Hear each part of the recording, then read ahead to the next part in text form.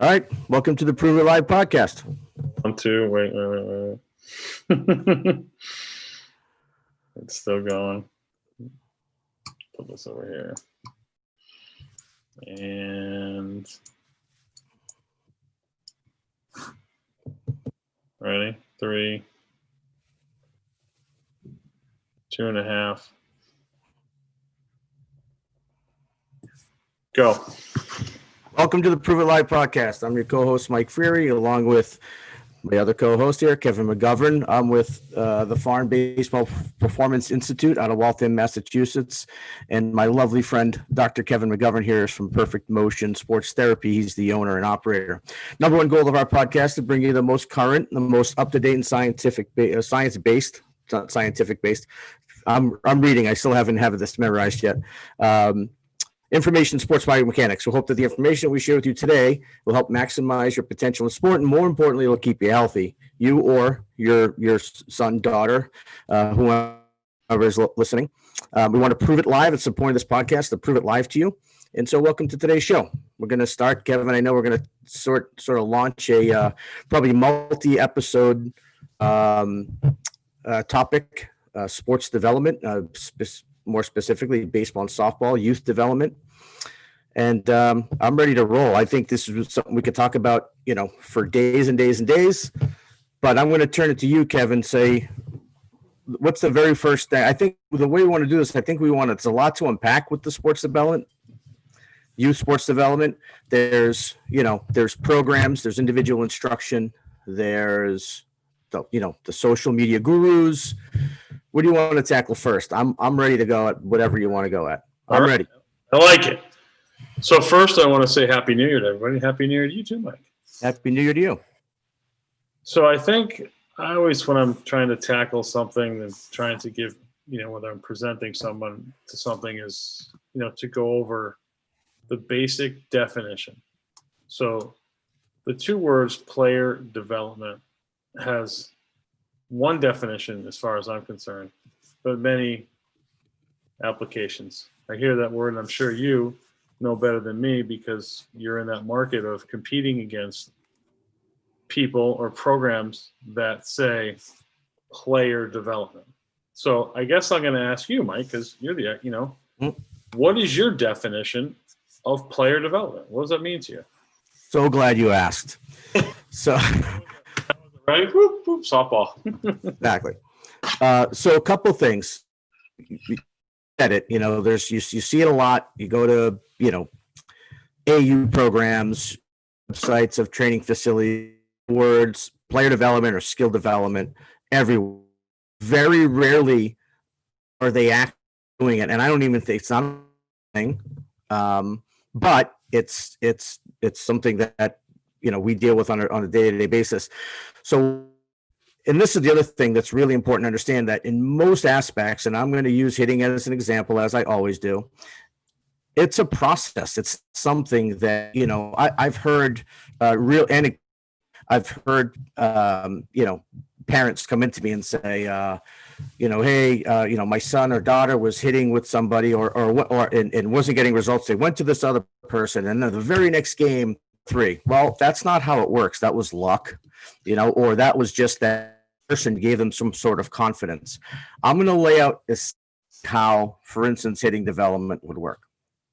Don't forget, this is all based. Hitting is a skill that's unique. It's reactive, right? You're in a reactive position. You're more the linebacker than the running back, even though you're on offense, right? So, and baseball is this weird sport like that. Defense has. So before I even met you, 13-year-old, you've taken thousands and thousands of swings. And so it's going to take a bit to get that out of you and to create a new muscle memory, right? And so what I'm really getting at here is that development is a commitment. Real player development, real skill development is a commitment. It's a commitment to the long haul. It's a long play. You'll typically see at, kid, let's see, 13-year-old as an example. I'll get him or her form the motion of a correct swing, proper mechanical swing off of the tee in about 3 minutes. Okay. That's where you're taking the reactive skill and making it proactive. It's going to take another probably 3 months to get them to do that in front toss. Front toss, mildly reactive, right? But you can still think about how you're moving. It's going to take a year for that 13-year-old to really get that into overhand. And then yet there's one more step, which is they can do it in overhand, and they could have me or one of my pitching instructors throwing 70 miles an hour from 40 feet away, and they'll jump all over it with good mechanics. Element of, can you, when there's a stranger in another uniform and an umpire behind the plate, and things are real, and that's the final piece. And that entire thing can take 2 years, 3 years, depending on the ability for this kid to learn. And so it is a long, and then that's the macro mechanical part, and then you really get into the micro mechanics, like how perfect is the hand path, and how can we really now improve your backspin and get distance and flow, and how can we improve your launch angle more, and that sort of thing. So I know that's a long-winded answer, but because it's short-winded for me, right? I'm proud of myself for only taken however long that took to describe it, but that's what player development is. It's a dedication, a commitment as the coach to the player and the player to the program that they're in. Yeah, well, I think we're out of time, so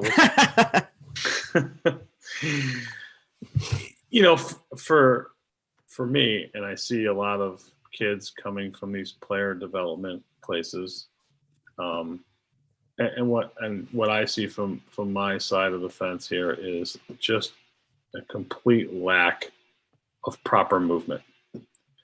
So to me, we can't develop anything, and you can't, I'm sure, teach hitting if the player can't do a proper squat, can't stay on their back foot with other foot rolling over. And I see that as completely missing. Okay, I see most of these programs, and I think I've spoken before, run right to the penthouse. And what I mean by that is they're in the penthouse, they're doing ball slams and they're doing all this stuff, and they have zero idea how to move, right? They forgot the parking garage. And everything looks good in the penthouse. We can pump the weight and do all this stuff. But again, with any building, if we don't have a solid foundation, that building is coming down.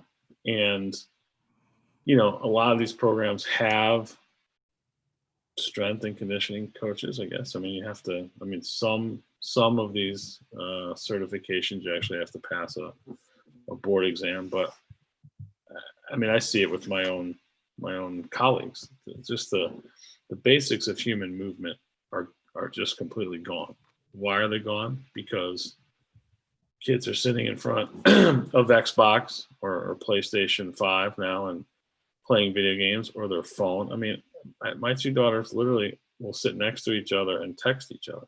Like, you're right next to each other, just like turn and talk. But that just doesn't happen now, right? So everyone has the same postural faults and all this stuff. And, I just see the movement aspect of it as bad.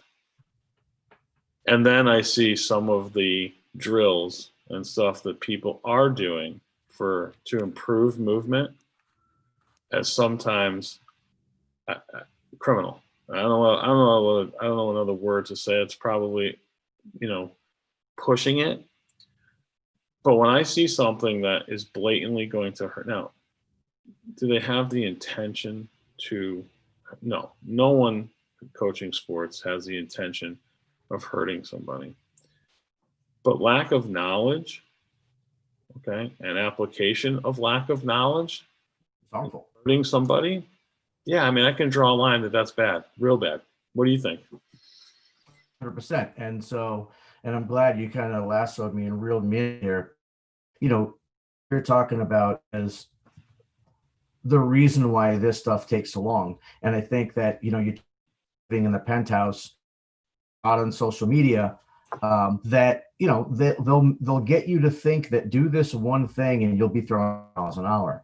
Do this one thing that I'm showing you for $19.95 per month, and you're going to your exit wheel is going to jump up 15 miles an hour. This instant gratification. Then you talk about your daughters texting with each other. My kids are the same way. They're addicted to that technology because it's fast, right? It's immediate. Everything's immediate feedback. And so a lot of these coaches or gurus, like, you know, I'm thinking more on social media. That's where I see it most often. I know you do. They're playing off that instant gratification, and the consumer doesn't know. Reality is, you got to bring it down to the basement, like you said. That's where you start, and you got to stay there. You got to stay in that basement for a while before you get that down. Then you can move on. Again, you know, we always talk about, you know, it needs to make sense. Well, yeah, it needs to make sense. Stand, if you have poor balance, what makes you think you're going to generate any speed with your bat? If you can't, you know, keep a connection with the ground, stabilize yourself, what makes you think that you can do anything powerfully, right? 100%. And you know, I have treated or worked with, you know, I mostly handle the pitching aspect of this tandem here, but you know, I've gotten players from all levels. Just this summer, to your facility, I brought a #1 draft pick and a former major league pitcher through 90 some miles an hour, right?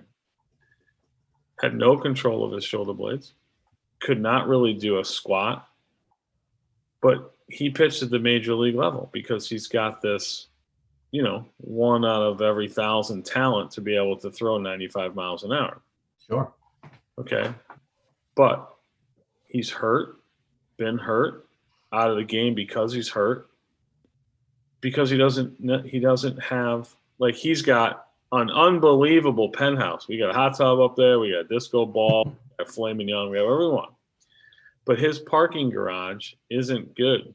And it caught up to him. And it caught up to him in college, and it caught up to him in the pros. And my thing is, no one is looking at this. So, you know, since I've gone NWO and Hulk Hogan rogue, you know, I've gotten some more Twitter followers, and somehow Reggie Jackson was on my feed this week, and he was talking about Gary Sanchez. Mm-hmm. All right. Interesting. And Gary Sanchez, he pumped up Gary Sanchez, saying, you know, the job is yours to lose. You were a great hitter. Now I look at Gary Sanchez and I literally cringe. Like I said, I know very little about hitting. What I do know is you can't do zero, less than zero, like negative 500. You can't do one thing with your knees over your toes. Okay? Like, why is no one picking that up? Right? So Gary Sanchez, so knees are over his toes, constantly hitting. What's Gary Sanchez's problem? Doesn't engage his glute or hamstring. What's his problem? He's out with groin, hamstring, and back. Dude, you're a catcher. Your main job is to squat, but he's not moving with the right muscles, right? Right. He's got a cannon for an arm, right? But like, that's just like lucky penthouse stuff. And now that has caught up with him. And now the Yankees are in a dilemma because for some reason, no one wants to fix that. Like, I've never seen anyone ever, of all the batting stances I used to, and you did it too, we used to emulate kids in the backyard with their, no one ever have I ever seen stand like he does in a complete mechanical disadvantage. So I took it as an opportunity to retweet Reggie Jackson, gazillion followers, and said, hey, this is bad. This is why. This is why he can't hit a fastball above the waist, because it's impossible, because he's never loaded enough to do it. And that got 1 like. Wow. Yeah. So I'm like, I don't know what, like, literally to fix Gary Sanchez from as my father would say, a $298 player to a $50 million player. It's just a little, it's like, as you know, you see just a little change, and the balls will start going out of the ballpark one-handed. Right. And you have to change nothing with his swing. I've seen, so I have, you know, physical evidence of this, and and it's really not anecdotal, because I've done this with dozens and dozens of players. The small adjustment of keeping a hitter's knee inside their back foot and their knee over the middle of their foot, rather than, as you're talking about, moving forward, keeping their posterior chain engaged, they'll jump 15 miles an hour. That's the highest. Okay. That's not typical, but 7, 8, 9 miles an hour is pretty typical. That one small. An exit velocity? And exit velocity, right. Yes, exactly. And exit velocity. And then this is off the tee, so no other variables.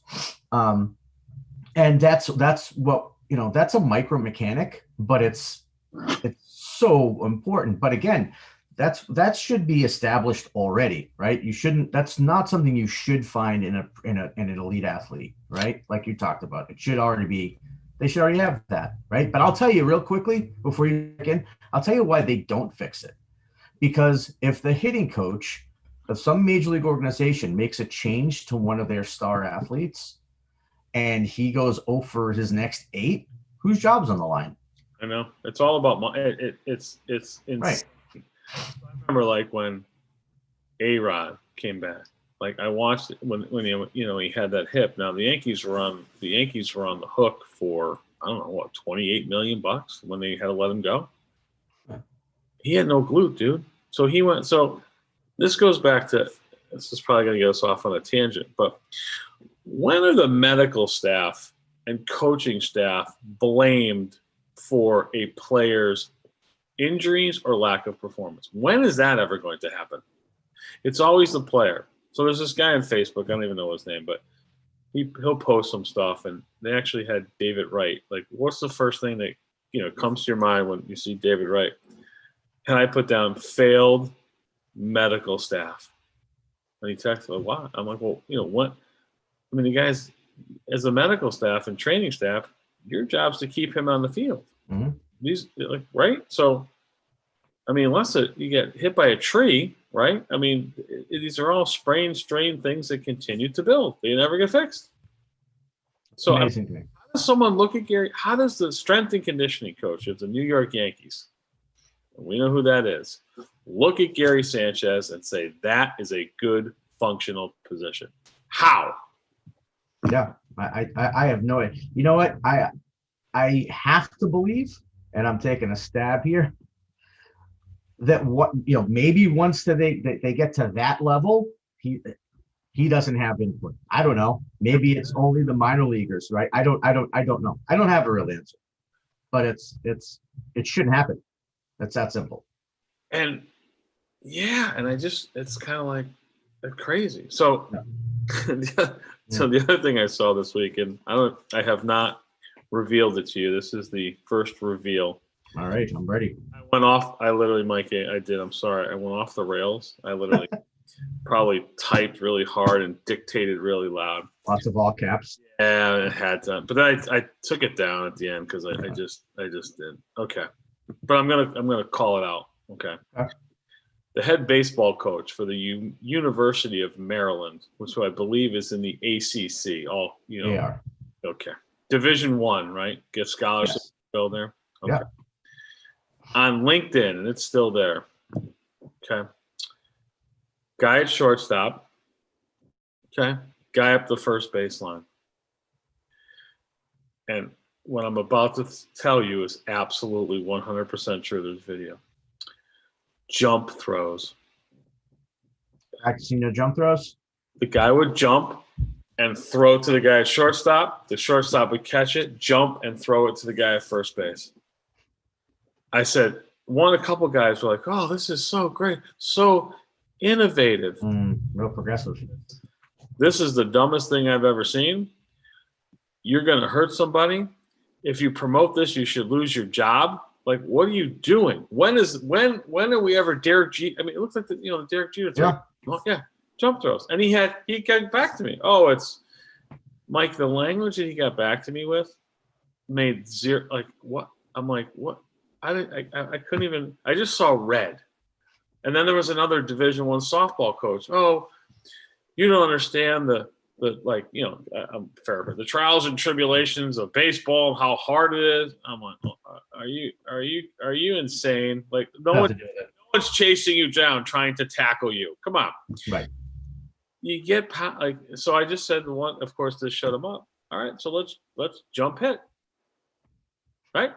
Let's jump hit. We're gonna in the batter's box, we're gonna jump up and try to swing. Would you ever in a million years do that? Right.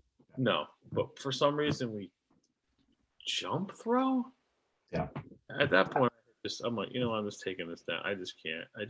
I'm like, it's crazy. Well, you're hitting on a sensitive subject for me, and an important one, and that is, and you see this again, social media, but not just social media. I'll see you go to any facility, and if there's lessons going on, you're gonna what are you gonna see hitters doing and pitchers doing?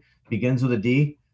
Drills, right? All drills, and drills. It's you were in the military, Mike. Drills. That's right. Yeah, exactly. Right. Service again, but very well. I love. But the drills aren't bad in and of themselves. By the way, did my voice just change? I think I changed my audio. You still hear me okay? Yeah. Did you okay. All right, good.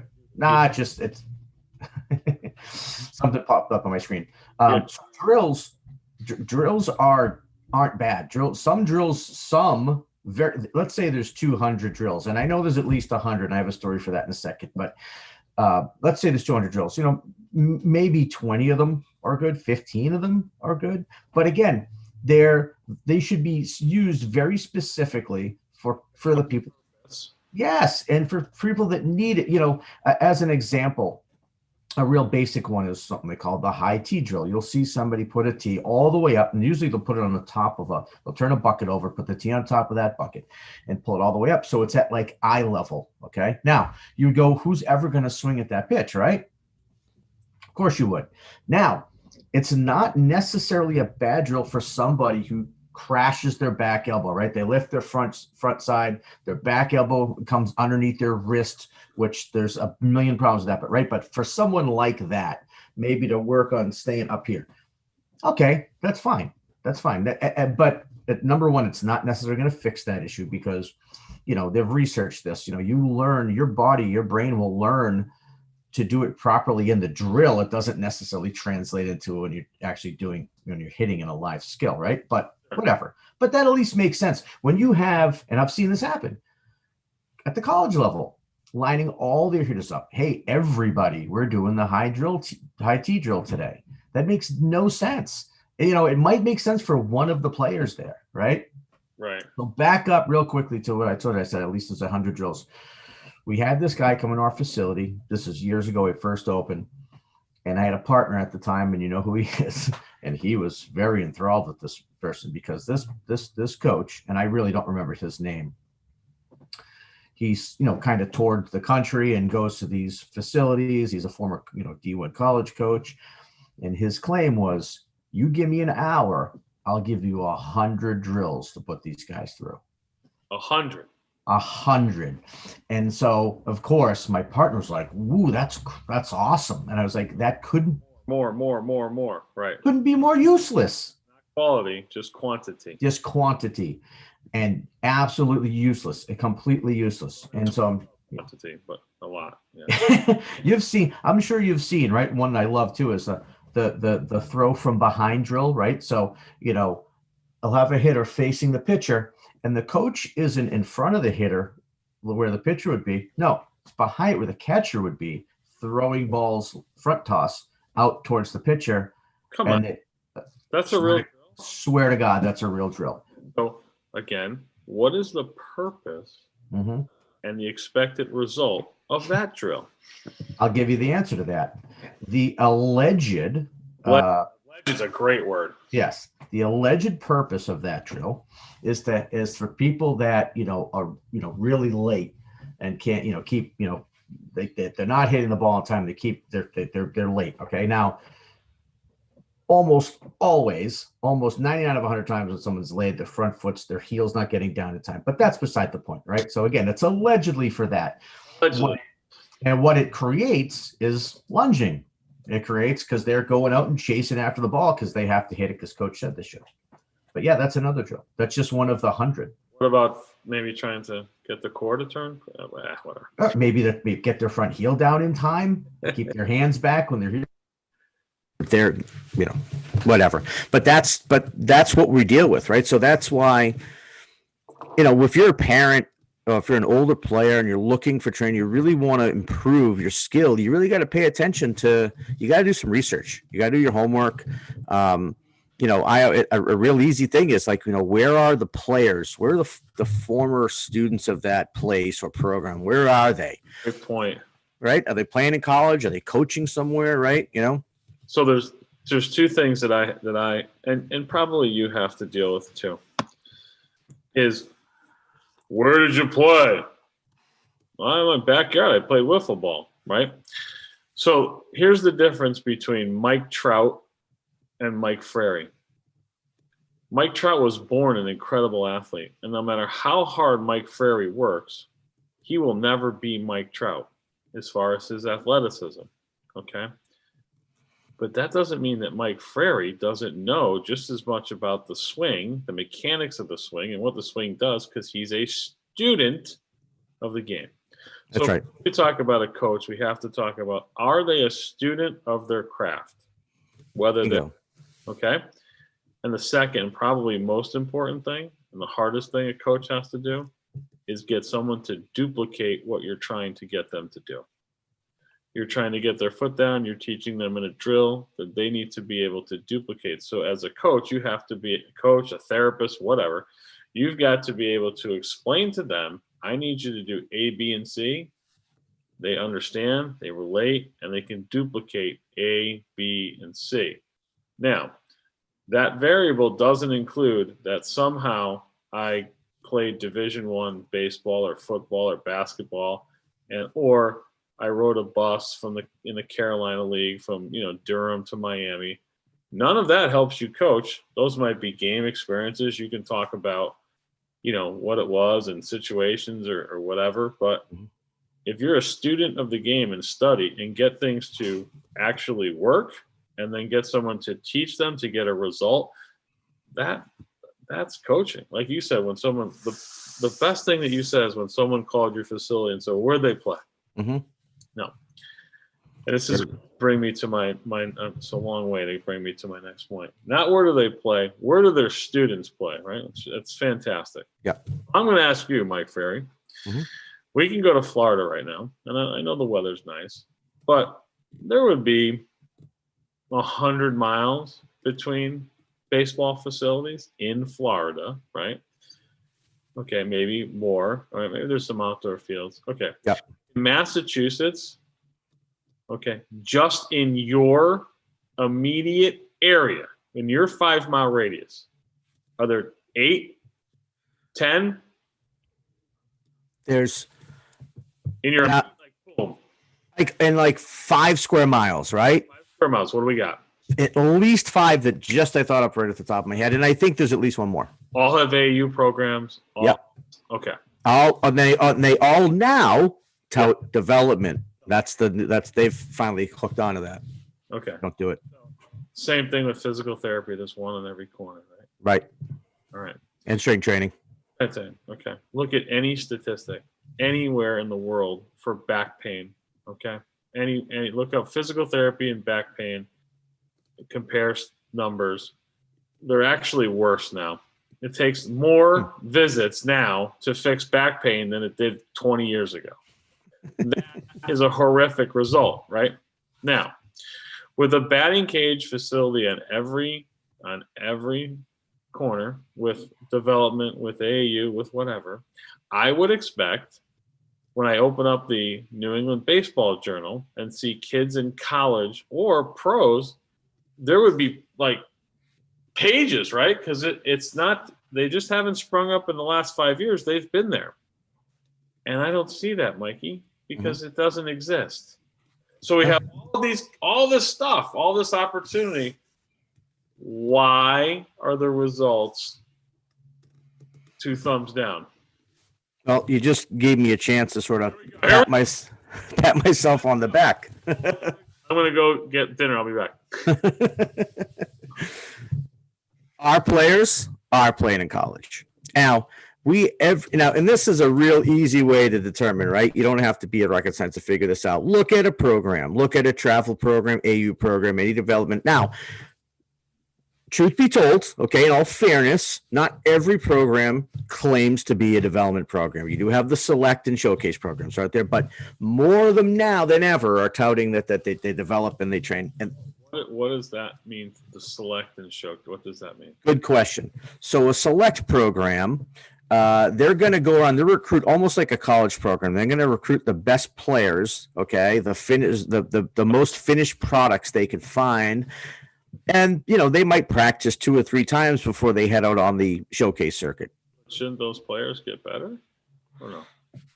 No, they're not even. Those players aren't even training as a team. A lot of these programs, and this is for the older kids, they'll meet at their first tournament. They'll meet for the first time.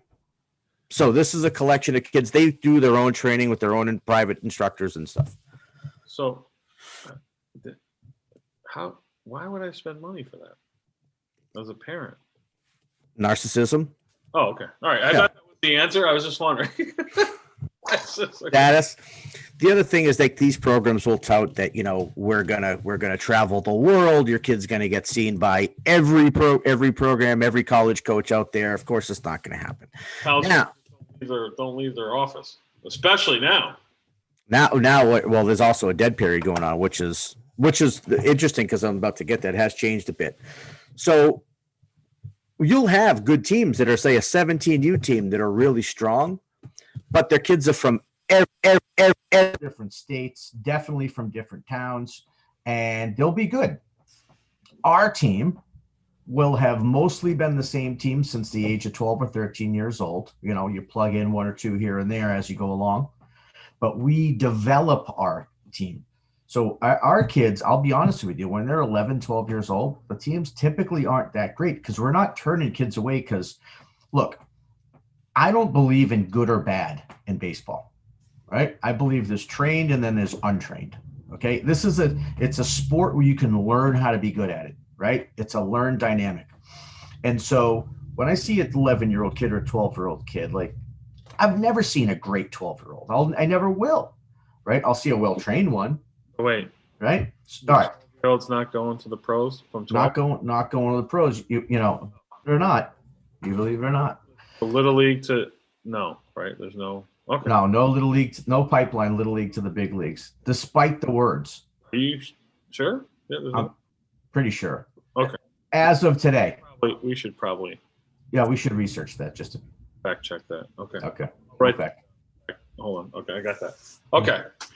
All right. So with that said, we take kids, 12-year-olds, whatever, and our questions are, and this is not my own thing. I sort of stole this from, a guy that and really love, Bill Belichick. His thing is when he goes to the draft is football one of the top 3 things in your life, right? And so that's sort of how we look at it. Like, if baseball is your number one and you want to train and you have no problem, we train a lot. We're here 3 days a week. We start in October versus, December. If you're willing to put in the time, like, we're going to take it because we can teach you to be good at this. So our teams start out like, 500 or below sometimes at 11U, but they go like this. That's an upward scale if people are just listening, right? It should trend as they're getting better with age. A lot of these programs goes the other way because they recruit these 5'10", 5'9", 12-year-olds, and they go and smash with the 12-year-olds with horrible mechanics, but they're using, drop 13 bats, right? A minus 13 length to weight ratio, which is like, and they're physically mature. They're more mature than other 12-year-olds, and so they're great, right? In terms of production. But mechanically they're terrible. And so they will not sustain that skill level, that talent level that they have. Really, it's really talent, not skill, that doesn't sustain. And so we have other kids that continually work on their craft, work on their mechanics. They're going to leapfrog those kids in a few years. And so those are our guys. So let me ask you this. So one thing that I do in my practice is what's called an outcome. So, what was the result of all my shoulder cases? What was the result of all my back cases? How many visits by, what's a diagnosis code? Basically, when you come in, you get this, like, a zit in your nose is one. Yeah. It's like a Dewey Decimal System for diagnosis, right? Right. So I've got computerized outcome. What are you doing to measure, and what are Well, I already know the answer to that. What are you doing to measure compared to what everybody else is doing to measure? Like, as far as little Johnny came in at 12, and he's now playing at Duke and getting a $275,000 scholarship. Yeah. Well, that's one way to measure right there. As are these kids, when they get to 17 years old, are they set up to play in college? Are they going to be on a college roster? And the answer to that is, yeah, the vast majority of them, over 75% of our teams will go on to play in college. And that's not all Division One. Our current 17U team, there's 4, maybe 5. There's 4 kids. Division One is a gift. It's a right. gift of athleticism. You want to take the kid who probably wouldn't have made JV without your intervention and get him to play in Division Two. That's coaching. Division 2 or 3. And that's the majority of the kids that we have. But this 17U team that I have now, there's 4 kids that are Division 1. And again, don't forget, it's not Division 1 isn't all SEC, ACC. Right. There's the Hartford College, there's there's URIs, there's, yeah, exactly. Right. So there's they call them the lower tier, the lower level D1s, but D1 nonetheless, right? And you have to be a good ball player to get there. And so the other, how we measure, so number one, our retention is, knock on wood, it's always been high, which is great. So we can see little Johnny literally progress physically and statistically. Now, when I say statistically, it's not in-game stats, it's more metrics. So we use things like blast motion, we use things like Rapsodo. Gotcha. And those things are great. Rapsodo is great, because it's incredible. You can literally, and so more importantly, the kid and the kid's parents can see the progress they're making. Which is great. Right. Now, real quickly, it's more important, I think, once the kids get to 15, 16, 17 years old, because you're obviously going to see a bigger metric. You're going to see a kid hit a ball harder from 11 to 14, right? Right. But once they physically mature, to really see true development, that should still be going up, even though once they've grown to what they're going to grow to for the most part. And, so continuing to see those metrics go up is, I think, a true sign of real development.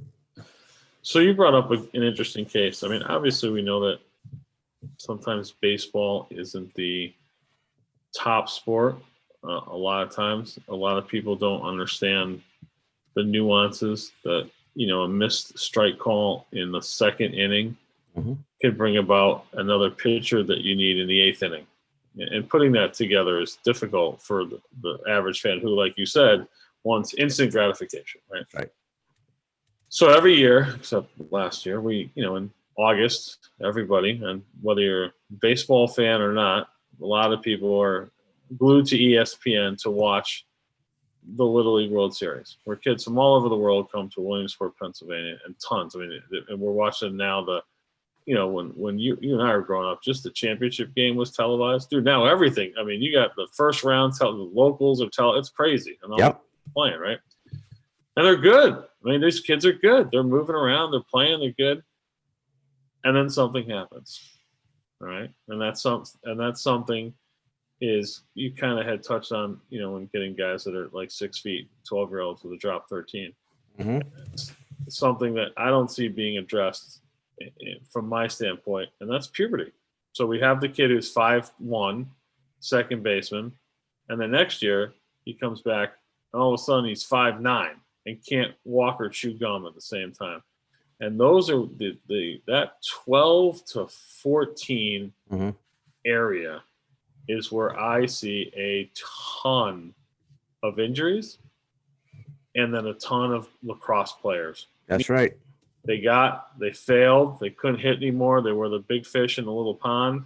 Failure. Baseball is a game of failure. And the next thing you know, instant gratification. They've either quit the game, injured, or playing another sport. What do you see with that? No, you're right. So there's why is that not handled? I already know the answer to that, but because true development does exist in large part. That's the truth. Right. And so it's not a coincidence that you have these huge drop-offs after 12U, and I don't have the exact numbers in front of me, but it's a big number. It's like 60% of the kids from Little League don't play anymore. Yeah, I've seen some. I think someone told me like 10% of Little League ever go on to play high school baseball. Right. Something crazy like that. Right. People like in Little League, ever go on to play high school. And it's because they get to the big diamond, right? And all of a sudden that 200-foot ball that they hit that's a home run isn't a home run. And if, they can grow, but just their natural physical growth might add, I don't know, call it 15, 20 feet per inch or whatever they grow, 50 max. But they're not learning the mechanics to sustain. And now the other huge drop off is after 15. Now it's because, now you're seeing actual fastballs, where you need to know how to hit with your core and your legs in order to keep up with. If you don't generate a certain amount of bat speed, you're not going to consistently hit an 80+ mile an hour fastball, right? And then there's always some better breaking balls, etc.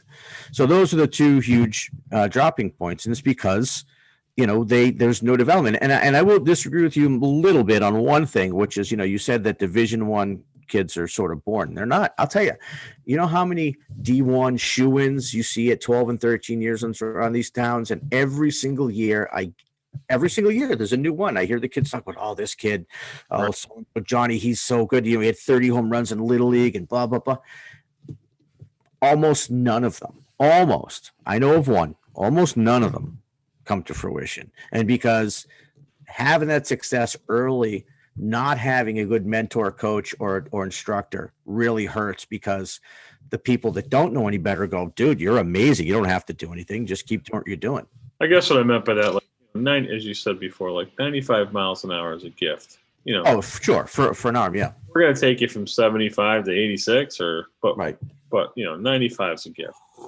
So now another question I have, and you deal in this, and you're one of the only people in the area that I know deal with this. Well, we also have, you've got a daughter and I've got two. We have softball. We do. All right. And you've got a softball program. Now, indeed, the incidence of female injuries to men are off the charts. Is it, I don't have it, is it 10 to 1, 20 to 1? I don't know. We don't. But the female who probably will hit puberty a little earlier go through the exact same thing. And I can tell you, no one is addressing anything with female, at least that I have seen. I mean, my girls were in a cult. I got them out of it. They were in cheerleading. Yeah. And then they were in gymnastics. And I would come in and I would hear my, little 27-pound daughter land in gymnastics now with a coach like a water buffalo. Oh my God, that shock is being, I'm like, I couldn't even watch at some point. So, no one's handling it. And again, a girl with probably, we've got daughters who go through self-esteem issues, now are hurt, right? Now, hurt, now I don't play as well. Boom. Now I'm in front of my phone and Facebook or Instagram, and I'm not playing sports anymore. Yeah. I think it's, I haven't been, in all honesty, I haven't been doing the softball thing long enough to see how crazy the injury thing can be. But I can tell you that the development with girls is even worse than the boy. The lack of it. It's non-existent in softball. When we first got into this, the reason why is that, look, I didn't want to coach my daughter. I really didn't. I love my daughter to death, but I've seen how. I want to be the coach, right? That's right. I've seen how that dynamic works, and it's too open to backfire, right, and to have negative results. So I was looking for a program for her, and I wanted to find a program that was like mine, and that was focused on the development of the player, that put the player first above all else, and the player's health. Couldn't find one, right? So I found this one guy who seemed like a nice guy who was starting a brand new program, didn't have a baseball, softball program, but said all the right things. And I was like, I can help, right? Yep. And so that's where they were the first year. And it didn't take a full season before that guy was poisoned by the rest of, the softball community. And all of a sudden the development thing's out the window. He's all about winning a game on a Saturday. And, so there was another dad on that team, right? So one of her teammates, dad, I hit it off with. He played some ball in college as well, and so we hit it off, and we said, let's just kind of do our own thing. Let's see where it goes. And but look, I spent way too much time to even want to admit to, like, researching and looking for a program that would focus and center on development. And the top programs around, the elite level programs, as they're called around here, none of them develop. So we're at about our 45-minute mark, so we can probably start to wrap up. But I wanted to kind of give a little public service announcement. So, Mike and I are obviously have an edge here that we're complaining about a lot of things. But we're actually going to do something about that complaining. Okay. And coming in 2021, we're going to have something called, that'll be based off my movement test, called GAME. We're going to have a GAME University where we're going to have a true coaching certification from a baseball and softball end that Mike's going to do, and from a movement medical end that I'm going to do. And we're going to merge those together, and we're going to start to help the 11, 9, 10, 11, 12-year-old class of kids to truly develop them, develop coaches. A lot of them, Little League coaches, are dads and just want to help out, and we're going to give them education and help these kids. And it's going to be all online based, and I'm sure Mike and I would like to travel if people want to, at some point hire us to come and their program. Absolutely. But that's coming in 2021, and you'll be able to go on and drip the course, and it'll be there. It'll be as a reference there forever, as long as you're, obviously continue your membership with us. But we're going to do something, and I'm very excited about that. And I'll let Mike talk about his piece. Yeah, so I'm super excited about this, and this is the main reason why I wanted to do this. This is going to be a several series, like I said, episode sort of run on development, and we're going to talk. I know I'm going to talk a lot about things that you can do to help your player, to help yourself, if you're a player listening or watching. The most influential people still out there right now are Little League, Junior League coaches. Absolutely. And everyone that I've met, right thing the right way. There's lots that don't know anything, and that's great. There's lots that teach what they know, and they don't really know if it's right or wrong. That's how we can empower. The best way to be able to combat this crisis in development and health and safety in the sports is to educate. The most influential people in those are the Little League and Junior League coaches, and I'm so excited to be able to do that coming up. Awesome. So, Mike, how do people contact you if they need to get a hold of you? The Farm BPI on Instagram. That's also our Twitter handle. We also have Minutemen.baseball on Twitter and on Instagram, and Renegades.softball. TheFarmBPI.com is our website. So to contact the show, we actually have a website up called ProveItLive.com, where you can contact us through the website. Also, our email address is info@ProveItLive.com. And that will come directly to me. So if there's any questions about that, you can visit my website at perfectmotionsportstherapy.com. We're going to be doing this every week, and this also is going to be an educational symposium. All right, we have on Zoom, we are able to have a webinar. We're actually kind of beta testing that today, where people will be able to get on, ask questions. So we will have a live forum every week. Hopefully we'll plan on having guests, because I'm sure you get bored of listening to us too. But we're going to try to bring the best of people that are doing it right and getting results, and then to be able to share that to the masses. In this time of social media, when there is disagreement, and disagreement is always good because it brings about someone learning. But in this cancel culture world we live in right now, disagreement means someone calls you names and then blocks you. Okay. And, I've been, as Mike knows, I get a little heated about stuff, but A little bit. We're here to learn. We're here to educate. We're here to learn from others. So we'll be having guests, and I can't be more excited about this course that we're going to do. So, and we'll be here every Thursday, sometime around 11:30 Eastern, and do this live from our website. So, hey, thanks for listening. Thank God it's 2021 as of tomorrow. Yes. So, Happy New Year, everybody. Thank you again for listening, and we will